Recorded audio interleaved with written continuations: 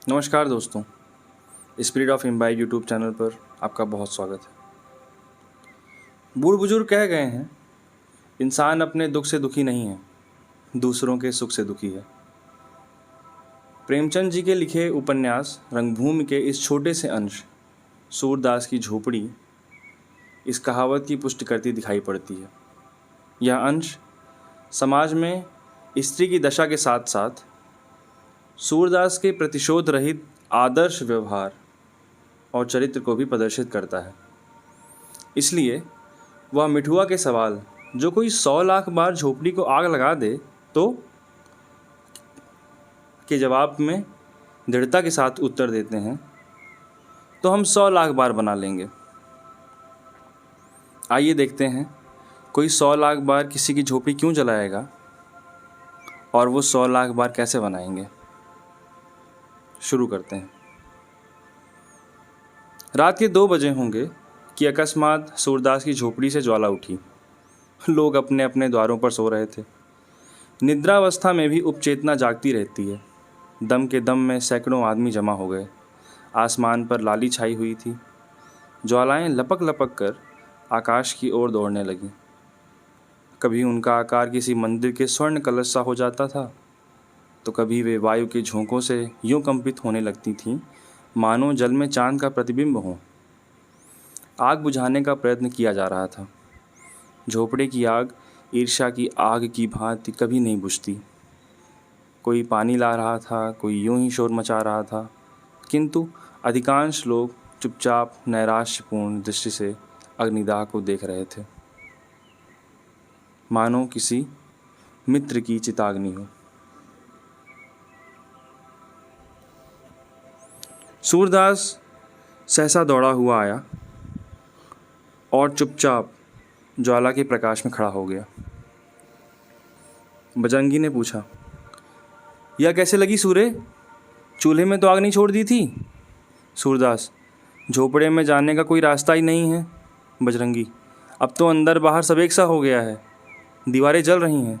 सूरदास, किसी तरह नहीं जा सकता। बजरंगी, कैसे जाओगे?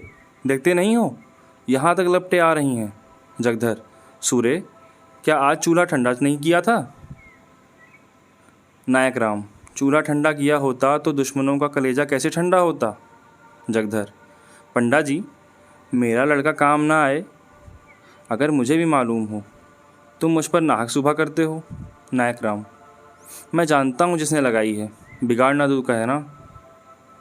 ठाकुर दीन, तुम क्या बिगाड़ोगे, भगवान आप ही बिगाड़ देंगे।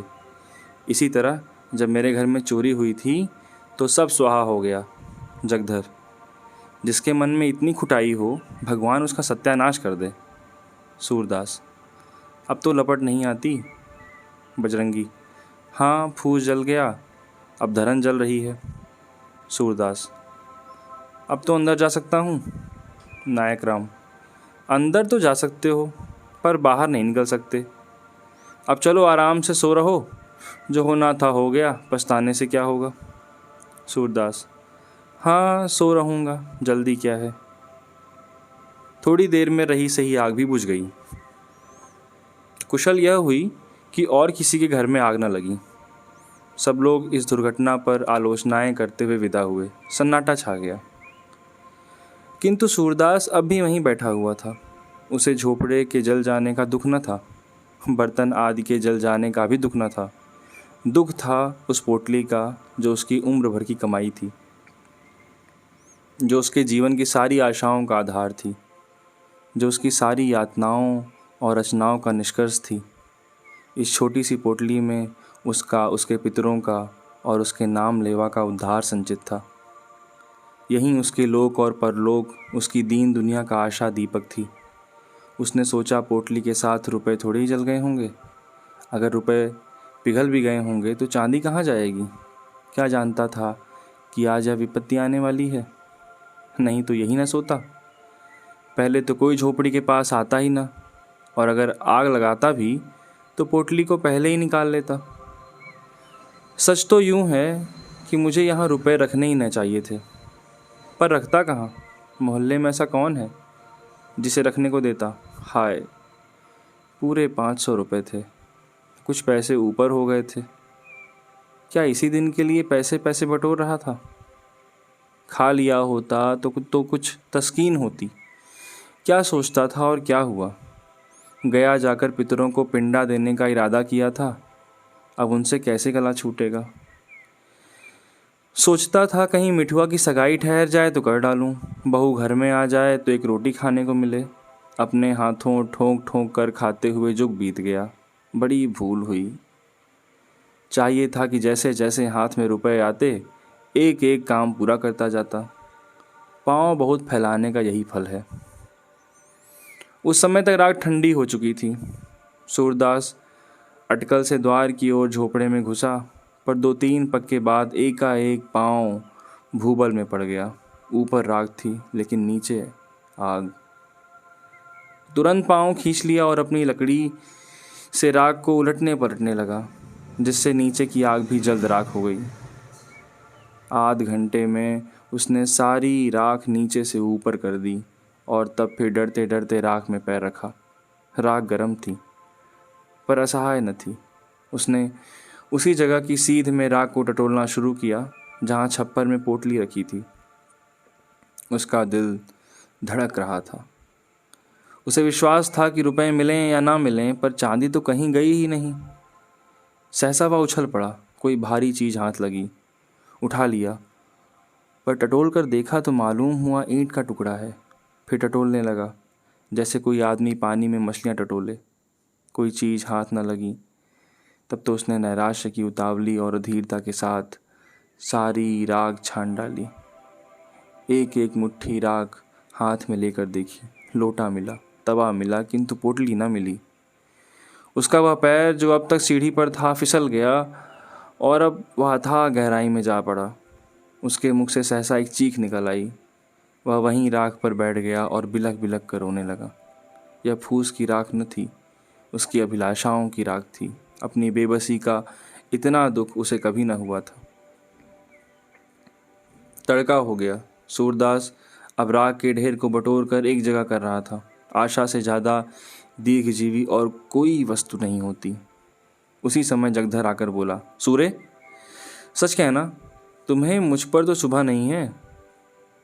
सूर्य को शुभा तो था, पर उसने इसे छिपाकर कहा, तुम्हारे ऊपर क्यों शुभा करूँगा? तुमसे मेरी कौन सी अदावत थी?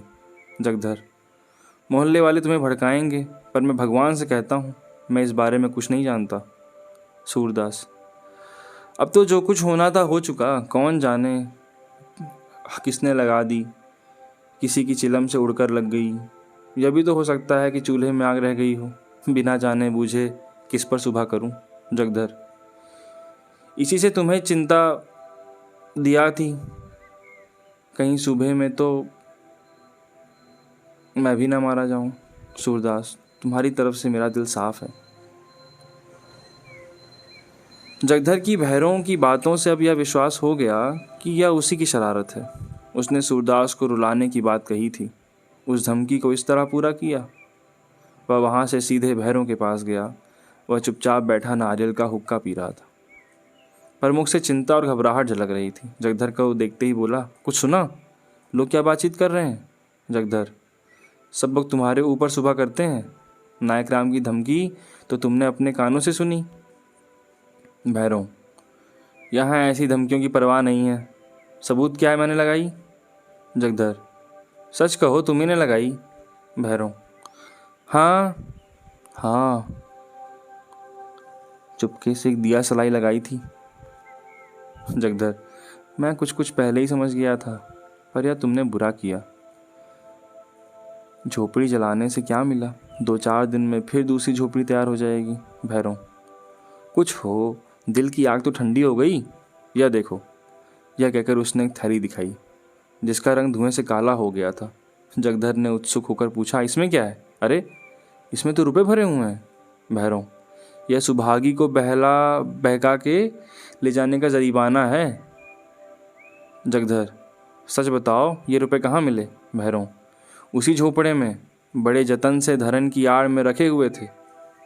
पाजी रोज राहगीरों को ठग ठग कर पैसे लाता था और इसी थैली में रखता था। मैंने गिने हैं, 500 से ऊपर हैं। न जाने कैसे इतने रुपए जमा हो गए। बच्चों को इन्हीं रुपयों की गर्मी थी, अब गर्मी निकल गई।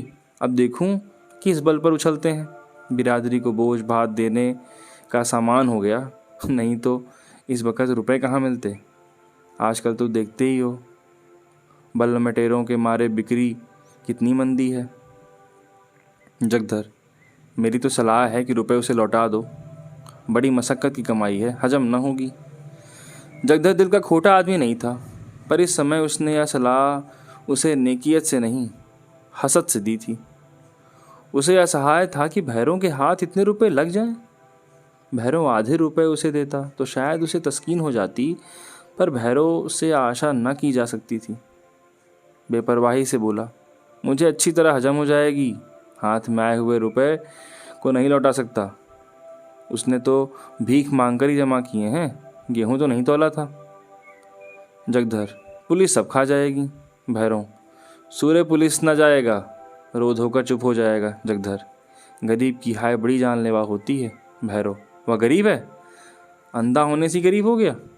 जो आदमी दूसरों की औरतों पर डोरे डाले, जिसके पास सैकड़ों रुपए जमा हों, जो दूसरों को रुपए उधार देता हो, वह गरीब है।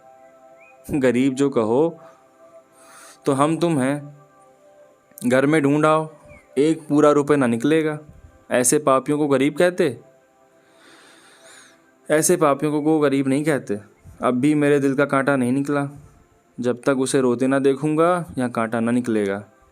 जिसने मेरी आबरू बिगाड़ दी, उसके साथ जो चाहे करूं, मुझे पाप नहीं लग सकता।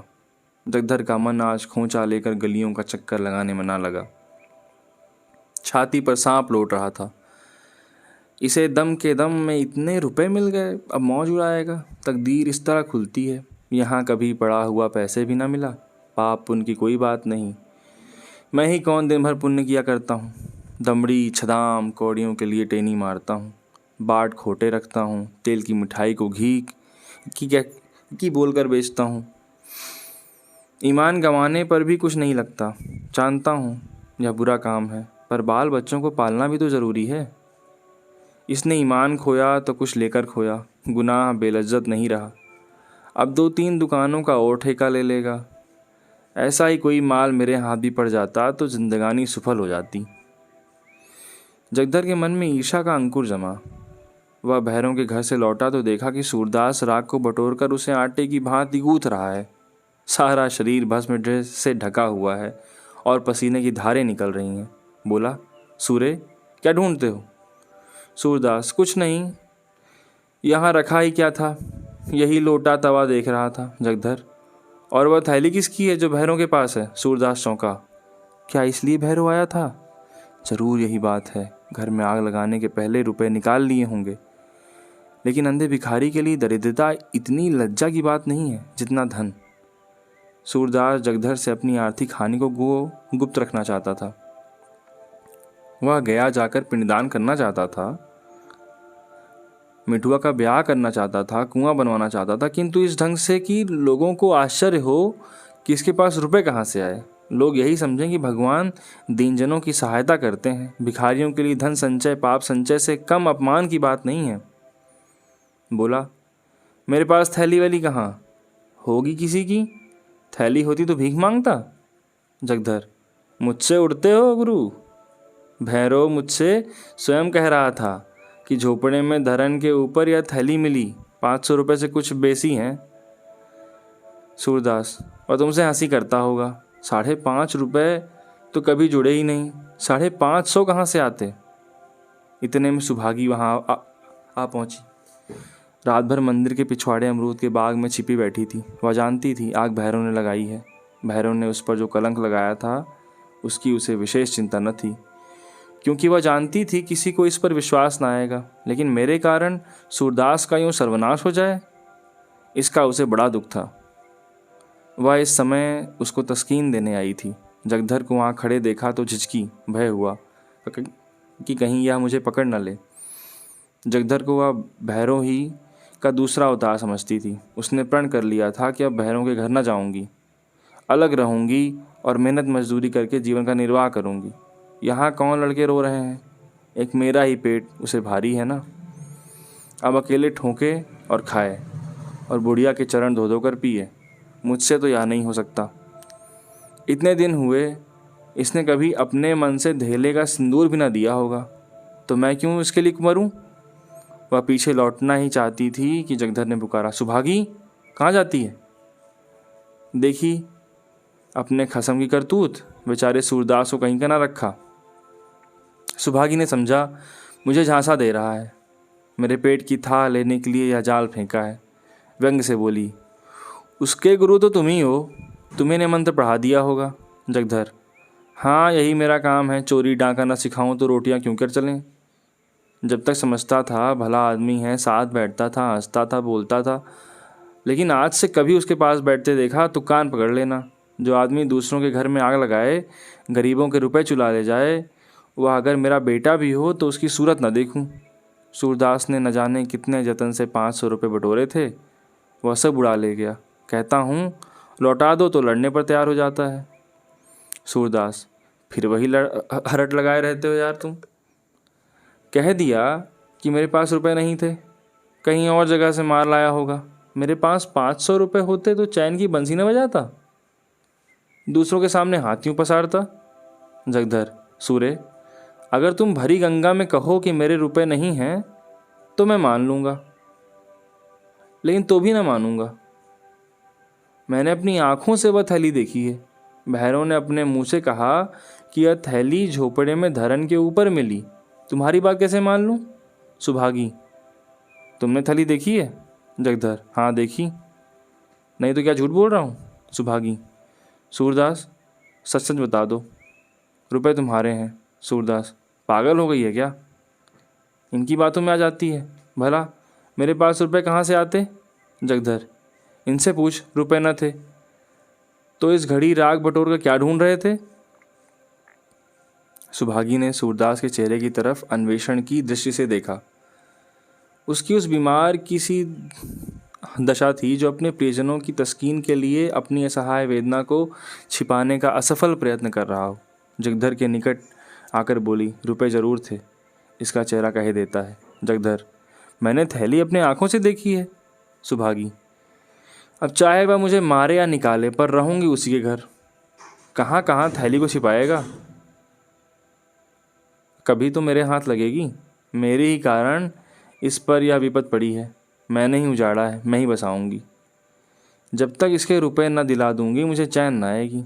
यह कहकर वह सूरदास से बोली, तो अब रहोगे कहाँ? सूरदास ने यह बात न सुनी। वह सोच रहा था, रुपए मैंने ही तो कमाए थे, क्या फिर नहीं कमा सकता? यही न होगा जो काम इस साल होता वह अगले साल होगा। मेरे रुपए थे ही नहीं, शायद उस जन्म से मैंने भैरों के रुपए चुराए होंगे, या उसी का दंड मिला है। मगर बेचारी सुभागी का अब क्या हाल होगा? भैरव उसे अपने घर में नहीं रखेगा, बेचारी कहाँ मारी मारी फिरेगी।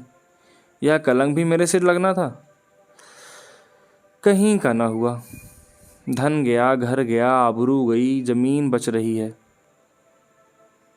यह भी न जाने जाएगी या बचेगी। अंधापन ही क्या थोड़ी विपत थी कि नित एक न एक चपत पड़ती रहती है। जिसके जी में आता है 4 खोटी खरी सुना देता है। इन दुखजनक विचारों से मर्माहत सा होकर वह रोने लगा। सुभागी जगधर के साथ भैरों के घर की ओर चली जा रही थी और यहाँ सूरदास अकेला बैठा हुआ रो रहा था। सहसा वह चौंक पड़ा। किसी ओर से आवाज़ आई, तुम खेल में रोते हो? मिठुआ घीसू के घर से रोता चला आता था। शायद घीसू ने मारा था। इस पर घीसू से चिढ़ा रहा था। खेल में रोते हो? सूरदास कहाँ तो नैराश्य, ग्लानि, चिंता और क्षोभ के अपार जल में खोता जा रहा था। कहाँ यह चेतावनी सुनते ही उसे ऐसा मालूम हुआ कि किसी ने उसका हाथ पकड़कर किनारे पर खड़ा कर दिया। वाह, मैं तो खेल में रोता हूँ, कितनी बुरी बात है। लड़के भी खेल में रोना बुरा समझते हैं, रोने वाले को चिढ़ाते हैं, और मैं खेल में रोता हूँ। सच्चे खिलाड़ी कभी नहीं रोते। बाजी पर बाजी हारते हैं, चोट पर चोट खाते हैं, धक्के पर धक्के सहते हैं, पर मैदान में डटे रहते हैं। उनकी त्योरियों पर बल नहीं पड़ते, हिम्मत उनका साथ नहीं छोड़ती, दिल पर मालिन्य के छींटे भी नहीं आते, न किसी से जलते हैं न चिढ़ते हैं। खेल में रोना कैसा? खेल हंसने के लिए है, दिल बहलाने के लिए है, रोने के लिए नहीं। सूरदास उठ खड़ा हुआ और विजय गर्व की तरंग में राग के ढेर को दोनों हाथों से उड़ाने लगा। आवेग में हम उद्दिष्ट स्थान से आगे निकल जाते हैं। वह संयम कहाँ है जो शत्रु पर विजय पाने के बाद तलवार को म्यान में कर लें। एक क्षण में मिठुआ, घीसू और मोहल्ले के 20 लड़के आकर इस भस्म स्तूप के चारों ओर जमा हो गए और मारे प्रश्नों के सूरदास को परेशान कर दिया। उसे राग फेंकते देखकर सबों को खेल हाथ आया। राग की वर्षा होने लगी। दम के दम में सारी राग बिखर गई। भूमि पर केवल काला निशान रह गया। मिठुआ ने पूछा, दादा अब हम रहेंगे कहाँ? सूरदास, दूसरा घर बनाएंगे। मिठुआ, और कोई फिर आग लगा दे? सूरदास, तो फिर बनाएंगे।